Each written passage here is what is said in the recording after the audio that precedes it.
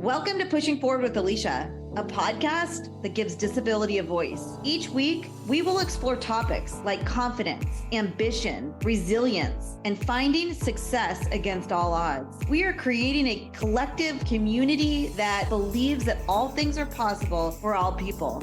Open hearts, clear paths, let's go. Welcome back to Pushing Forward with Alycia. I'm Alycia Anderson. We have a superstar in the house today. I'm so excited. We have a movie star, like a literal one, and a Broadway star. We have Danny J. Gomez, who is a professional actor known for his roles on hit shows like NCIS Hawaii and New Amsterdam. Impressive. He has become a leading figure in the disability representation community in Hollywood and beyond. Two-time Easter Seals Disability Film Challenge winner. Congrats on that. And he recently was on a play off Broadway called All of Me, which is where my path crossed with him. I want to hear all about this because it reminds me of my marriage. I'm so excited to see this type of representation. Welcome to the show, Danny. It's so nice to meet you. Thank you. It's so awesome to be here. Hearing that bio, I'm like, did I really do all that stuff? Life is so crazy and it passes by so quickly. You sometimes forget to look back and be like, oh, I actually did something cool and important, especially in the slow times. It hits you. It's good to hear those things. I think that's like in the business of entrepreneurship and climbing the ladder and achieving goals, I feel the same in my business. We're always chasing the next thing. And I have to remind myself, remember last week when you were doing this, sit with that for a minute because that was a great achievement. And you definitely have a list like that. And in slow times, it's challenging. Exactly. It makes you feel like you're not doing enough or there's just not anything going on in the future. Those are the things that motivate you to keep going. And like, you gotta work harder, you gotta keep going. Anyways, can't imagine that you're not in high demand with this resume and literally just coming off Broadway. But before we talk about all of those things, can you just share, because I don't know all the details too, who is Danny? What is your journey with disability? Whatever you're comfortable with, do you mind just painting a little mural or a large mural of who you are? Yes. My name is Danny J. Gomez. I'm a Latino male with short to medium spiky hair, a black Henley with brown buttons, a lamp behind me in my closet. I lived my life as a non-disabled person until a later age. I'm not going to reveal my age when I got injured, but it was later in life and I knew nothing about disability. I was completely ignorant to everything disabled. You don't get taught these things growing up. So when you see someone disabled, you get awkward. And that's how I was. Then out of nowhere, it was a Friday afternoon. I went mountain biking with my brother-in-law and my friend from work. I made a split-second decision to jump off a jump that I thought was going to be a nice, easy, rounded jump. It ended up being more of a drop than I anticipated. I landed so hard that I got flipped over my bike, landed on my back. 2 vertebrae popped out of my back and instantly paralyzed me. And I remember I did black out when I hit the ground, but I came to and I remember everything after that point. I did struggle with PTSD and seeing mountain bikes or those videos where people are getting hurt and on social. I told my friends never send me that stuff again because I could literally feel their pain inside. And so I was on the mountain and I had to get airlifted out, taken to the hospital, where the excruciating pain kicked in and I was in a CAT scan for, I don't know how long, but they were putting me in and out because they had to know what was wrong with me before they could give me any type of drugs or medicine to ease the pain. I remember every time they would take me out of the CAT scan, I would ask the nurse, am I going to walk again? And she would just be like, we have to know what's going on. I can't tell you that. Maybe the 6th time they took me out of the CAT scan, I was in the tube and I'm screaming because I'm in excruciating pain. Let me out, please let me out. I can't take it. They take me out. This last time I asked the nurse, please, can you tell me, am I going to walk again? She just looked at me and said, no, I don't think so. And that's the last thing I remember before I got wheeled into surgery. I woke up a day or two later in this room full of people that shouldn't have been in the same room together. It was my mom, my dad, they're separated. My best friends, people from other states, all in this one room. And I literally thought, oh, I died. These are all my loved ones and I'm in heaven and they're all with me. I was heavily medicated at that point. It was crazy to see all these people in the room. And there's so many things that happened, but I got sent to a rehab hospital, Rancho Los Amigos, and that's really when it hits you because this is your time to rehab, and there's nobody around. Nobody can stay with you in the first few days. I remember that first night when my mom left the room, I just started crying because that's really when it hit me. I was like, oh, wow, my life is different. This is it. And it was like being reborn. I had to relearn how to just sit up. I couldn't even sit up on my own. I had to wear this white cage to support my body. And every morning they'll wake you up like super early, 6 a.m. or 7. And I'm not a morning person. So I would always hide under the sheets. They would take me off to do physical therapy and teach you how to use the bathroom, teach you how to get dressed, things that you don't ever think about. For me, my journey was non-disabled until this. And then I don't know how to put on my pants. I don't know how to use the restroom. I'm translating you starting this conversation with I was the non-disabled person that had no clue. I am at Rancho Los Amigos, a disabled person going, what the heck am I doing here? That would have been incredible. Scary, quiet. It forces you to think about life and how you took things for granted, which we do every day. Even now that I'm disabled, I still take things for granted. Before, I was really lost. Mm. This accident actually, in retrospect, saved my life because I wasn't leading a productive life. I was a career bartender, pretty much stuck in the business. I was acting way back here. Oh, really? Acting was just a far gone dream that was just a whisper. Oh, wow. And that made me really sad and depressed. I was in a relationship that wasn't doing well. And it was like a lot of stuff was not going right around my life. And I'm backtracking here, but before my accident, I remember I got home. I think I was drinking from being at work. That's how I would cope. And I remember being in bed and praying. And I just remember saying, God, like, this isn't my path. Why am I suffering like this? I'm unhappy. Nothing in my life is going right. I always thought I was meant for bigger things. Mm. And I was like, I need a sign, anything, please. And then 2 weeks later, Wow. I jump off of that. And I remember thinking, this isn't what I was talking about. Oh, my God. It's a little drastic, but the universe gives you what you need at the most opportune or most inopportune times. And you just don't know. But when you look back, you're like, oh, I needed that. I've met so many incredible people like you that have had specifically spinal cord injury. I was born with my disability, so I don't have that lived experience, but there's so many moments of this of like my disability saved my life or changed my life or enhanced my life after you get through the trauma of it. And so it's such a cool way to depict disability when you get through all of the yuck and figure it out. It is like the thing that has opened up my life. It's so beautiful that you're sharing, honestly. People see disabled people and just see a sad life. They see a difficult, like, how can I live life that way? What they don't understand is that we're so resilient. We have to do everything double of what you do. We have to expend way more energy during the day to get our things done. I feel like I'm stronger because of this. Yeah. And it really forced me to think about how I was wasting my life to what am I going to do now? It took me about a year and a half after the accident. I was living in a studio apartment by myself. I went through the depression, the woe is me. What is this life? I'm miserable. And then one day I literally am looking out of the window and seeing people go about their day. And I'm like, I'm tired of watching the world pass me by. I'm alive. I need to do something different. I remember I put on those YouTube motivational speeches, the compilations where they're like, you are enough. You got to get up and grind. You got to wake up, take charge of the day. I remember every morning I would wake up and I put those things on and I'm getting chills because I remember the feeling it gave me. I'm like, okay, I got to do this. I can do it. And I remember I'm like cooking eggs and I'm crying into my eggs. I can do it. And it slowly started changing the way I thought. The mental aspect of this journey is the most difficult to get through.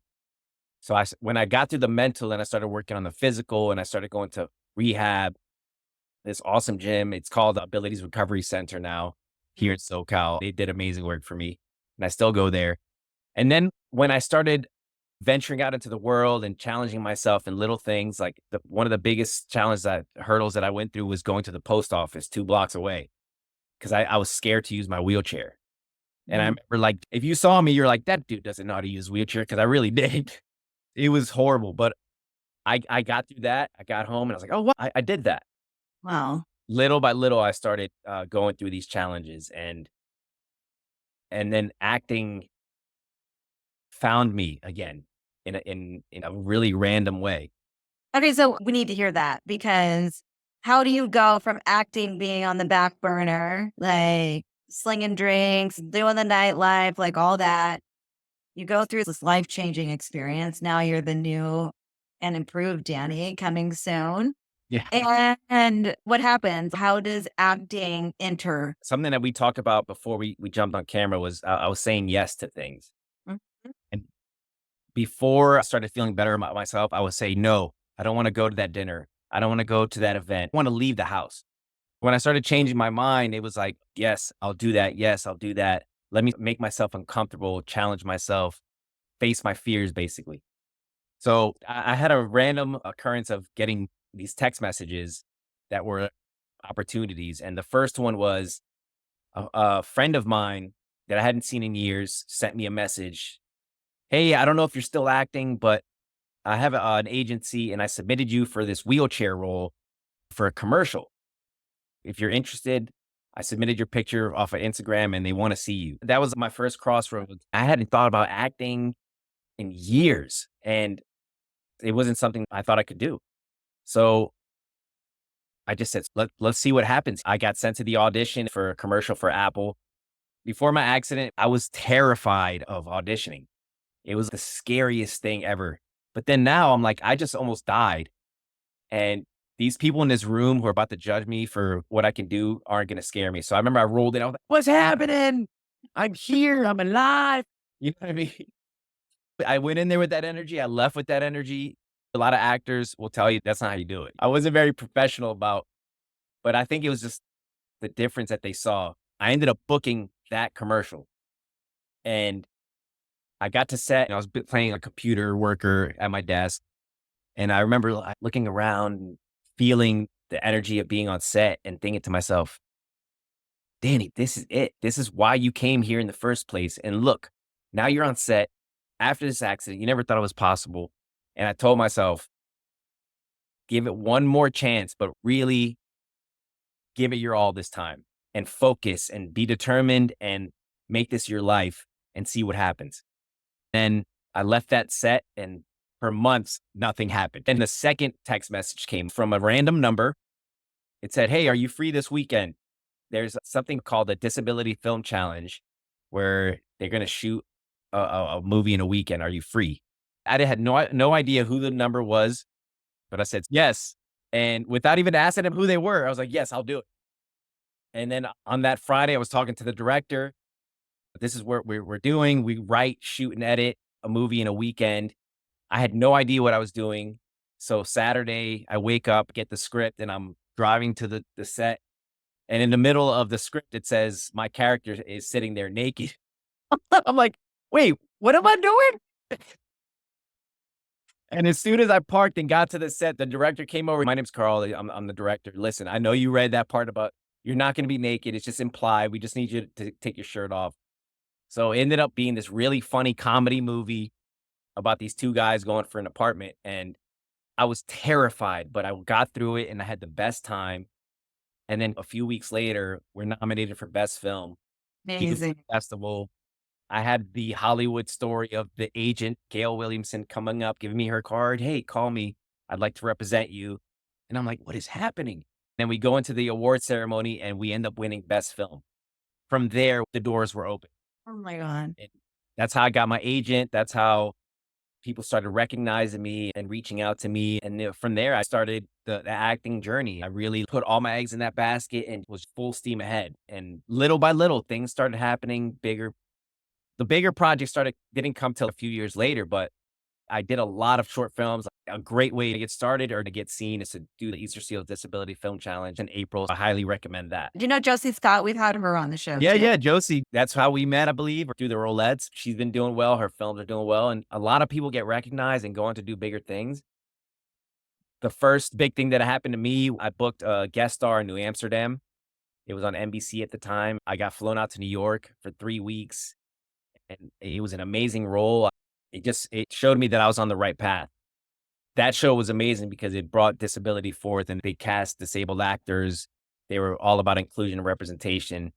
And that one was really like the first big credit that I booked. It solidified to me that I was doing the right thing and that I could act. Yeah, you need that boost confidence. You need those signs that you're doing the right thing and that you belong there. I find that with speaking, I doubted myself. Am I actually good enough to do this? From a speaker perspective, it's the audience engagement. It's the impact afterwards that you can it's literally palatable. You can see it. And yeah, those things boost you to go, oh yeah, I'm good. I'm actually really good at this. What's next? What a cool story. Congratulations. Thank you. And Wow. oh, the crazy thing about that is it was the beginning of 2020. Mm. I flew to New York with my sister. They brought my sister on as my aide. Free trip. She had her own room and ended up being my biggest helper. She was like my assistant on set. Nice. When we left, she's like, Danny, have you heard about this virus that's going around? We're about to get on the plane and she gives me a mask. I'm like, I'm not going to wear a mask. But she's like, Danny, we got to do it. So we're only 2 people on the way to New York with masks on. On the way back, everybody had a mask. And we got our episode in right when we left New York. The world shut down. We literally got our episode in before the quarantine. If we had just missed it, I wouldn't have been on the show if it was a week earlier. How about another sign that you're in the right place at the right time? Yeah. So you mentioned representation in this work. What's the state of affairs? How are things going? What's the importance of it? Can you talk about it a little bit? When I said that I didn't know anything about disability being non-disabled, because we learn a lot from media and what we consume and what we watch. And you don't see a lot of disabled people on screen. You don't see them as main characters. If you do, they're the depressed person in the corner or the super inspirational person, which those stories are still being told. But when I started acting, there wasn't a lot of roles. And I see that now slowly getting better. But then we'll take a step back and cast a non-disabled person in a big role.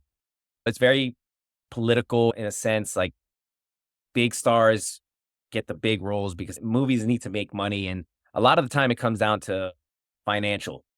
So I'm trying to get to a point where myself and a lot of other actors, we're trying to get to a place where we can make the finances back. I think that's the goal.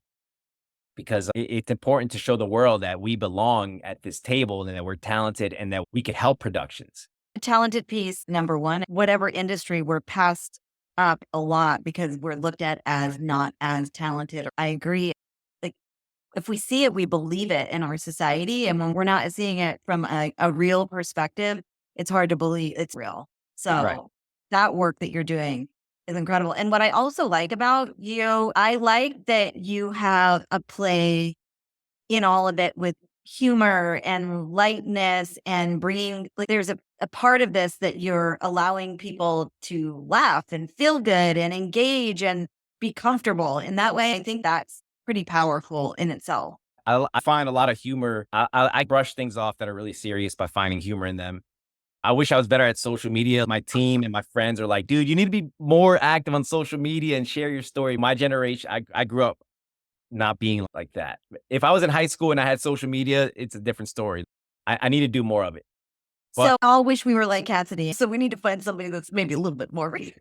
I'm in the same boat. You and I are probably the same age. So don't worry, you're not alone in that. that's, But I do but to be out there more because you're very interesting and you've got an amazing story. yeah, I just have to find my niche, what I'm comfortable with and how to do it. But I wanted to tell you a quick story. When I got hurt, when they put me up into the helicopter, the paramedics put me in the gurney and we're flying away. I remember looking around going, hey guys, they look at me and I go, this is my first time in a helicopter. And I'm dying, but I found a way to make it like, oh, wow, this is cool. And some guys laughed and some guys were like, oh, this is serious. But being disabled is difficult. And I've gone through some really awkward situations with how my body works. And in the moment, you're like, this is miserable. But then later on, you're like, oh my God, let me tell you a story real quick because it's a doozy and you can laugh at it. We're so serious in life. Like we have to be able to look at the positive things. And that's what I try to lead with. Unfortunately, like the roles that come aren't very comedic.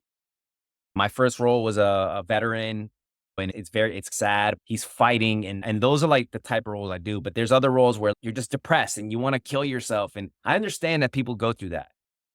But these aren't the stories that we want to be told. We want to show the people who sometimes are just living their everyday lives, like going about their day. Their disability has nothing to do with it. Because if we normalize that, then people like me who prior to my injury would be like, oh, there's a guy in a wheelchair. There he goes. You know what I mean? It's not like, oh my God, what do I do? How do I help him? And Go ahead. the second role that I booked was the big one was a show called All Rise, where I played a lawyer. And I just rolled in. We did our case, and that was it. My disability was not mentioned one I time. love that. No one ever asked, why was he in a wheelchair? He uses a wheelchair and he was doing his job. That reminds me, I went to Broadway to see Ali Stroker, and Yeah. that's my first time I've ever seen any Broadway. And it was so powerful for her to do the same thing, right? Like they never said anything about the disability. It was just adapted into the choreography in the show. And that alone, that piece alone as like a disabled person was so powerful. The lawyer's rolling in, doing his job, rolling out, nothing fancy. So is that what attracted you about all of Me Too? It was about love, class, disability, and relationship, but you were who you were. And can you speak to that a little bit? This little play called All of Me started off as a self-tape from New York. They wanted to see me on tape, and they started off, they wanted to do a small reading in New York. And it was something that I was scared of. I'm like, theater, oh, I don't know. But it was just a reading, literally with 30 people in this small room. I booked the reading, went to New York, and that was another learning experience. And it was so different because theater, there's a theater lingo. And there's a lot of things that I didn't know that people were like, what, why are they saying that? But, and I was terrified. We're just reading, literally reading off this page. But that went really well. We had a 30-person reading and it was well received. I just went about my day because at that point, it was just another job, just another way to make money. You don't ever think that things are going to go where they go. The next year, I got invited back to do another reading and it was a little bit bigger. The year after that, another reading, it was a little bit bigger. And finally, the playwright won an award. And this theater in Pittsfield, Massachusetts called the Barrington Stage, they wanted to put it on. I forget the year, but we did that there. It was right after COVID, so it might have been 2021. And that was a great experience. We put on the play for about a month and a half there. You know, where it's a small town in Massachusetts, so there wasn't a lot of press, but we had a great time and it was really well received. And then a few years later, they were trying to put it on the next year, but something happened. Then we get an email saying, do you want to do a Zoom reading for All of Me? I'm like, sure. The next email is, okay, so we're going to have an actress. Her name is Kira Sedgwick. Wants to be on the Zoom reading. That Zoom reading was really interesting. Kira's on there and she really wanted just to hear her saying the words as a character and to see how she liked it. And you could just feel the tension from the other actors. I'm sitting here like she's a legend, right? A few months pass, we don't hear anything. And then we finally get the email. Kira is in. You're going to be doing off Broadway. I never even thought theater was in my path, but you never know what the universe sprinkles into your life sometimes, right? I had to say, this is something you had to say yes to. Next, I'm in New York, off Broadway in Manhattan, seeing the craziest people coming, attending our show. All of Me is just a story about two young people who meet, they fall in love, their families clash because of the class aspect, and they have to navigate their way through that. They also happen to be disabled, both of them. And they also happen to use AAC devices to speak and communicate. But at the heart of it is just any story of finding love and fighting for it. And how was that received by the audience. This is a rare story about two disabled people using assistive technology to communicate. Their families are clashing because they come from different classes. What an amazing story. How does that change perspectives? Laura Winters, the writer, did an amazing job of creating the story. She literally, this is how you do it. She's not disabled. She wrote a story about disability. She cast disabled actors and got their feedback. A lot of what we went through in our life is in the story, so it makes it really authentic. Plus, she wrote about about class and stuff that happened in her life. When we would hear about the audience's responses, the disabled people, it touched them in a way that they saw these disabled people living their lives and finding love. And then the non-disabled people were like, oh my God, I relate to that family member. That was my mom. We struggled like that. We talked like that around the dinner table.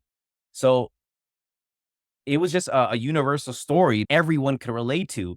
Madison Ferris, my co-star, always hates when I say education, but I'm like, we're educating people because they see what we go through as disabled people. We would talk about medical care and stuff like that. The non-disabled people would see the play. They would like, I learned so much. I learned so much about what it's like to be disabled, how it affects your family, how it affects a relationship. And at the end of the day, they're like, oh, you're just two people who are struggling with all the same things that we struggle. It's just that you have a disability. I hope it comes back. Like, I am dying to see it in person. My husband's disabled, so when I saw the image of you two, I'm like, oh my God, there's a story about it on Broadway. Is this happening? I think it's amazing representation, and I love the inclusivity piece of the writer, director, putting her pieces of her life, your pieces of your lives, intersecting them together, and all these identities come together, which is what life is. Everybody can relate. That is such a cool story. It's amazing. That was incredible. The whole team, Laura Winters, the writer, Ashley Madison, the director, they took our stories and made it authentic. And we were on the front page of the New York Times art section. Wow. We were on CBS Sunday Morning, getting interviewed for all these papers, and it was an awesome experience for sure.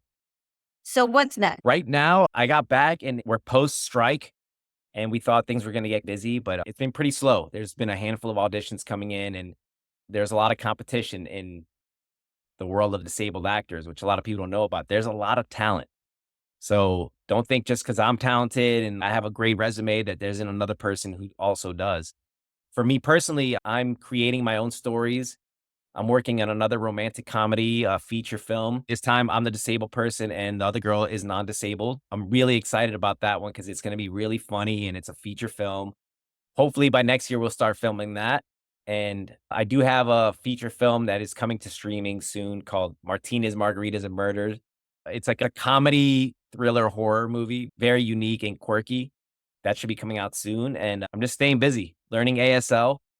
I want to thank you so much for your time. I think you're incredible. I think the stars are the limit for you. It sounds like the universe is guiding you in every one of these beautiful opportunities. It gives us all hope that if you're open to the universe, it's going to lead you a little bit there. So congratulations. I think you have made one of the biggest impacts of representation in 2024 in the disabled community and beyond. I really appreciate you giving time. We're going to leave all of your information so everybody can follow you, hire you, all the good things. And hope you and I stay in touch because you're really awesome.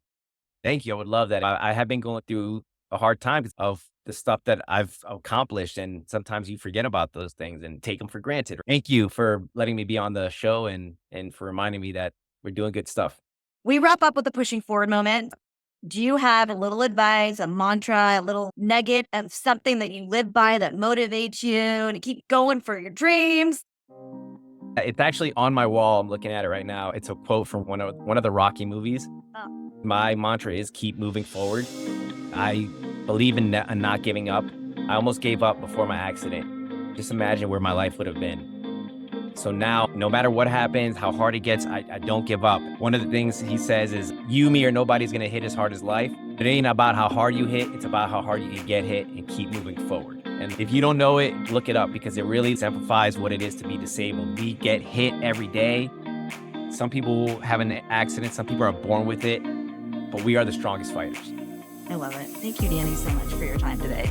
Thank you for our community for showing up. I know for a fact you love this episode, so I can't wait to see you next time. And this has been Pushing Forward with Alycia. That is literally how Danny and I roll on this podcast. We'll see you next time.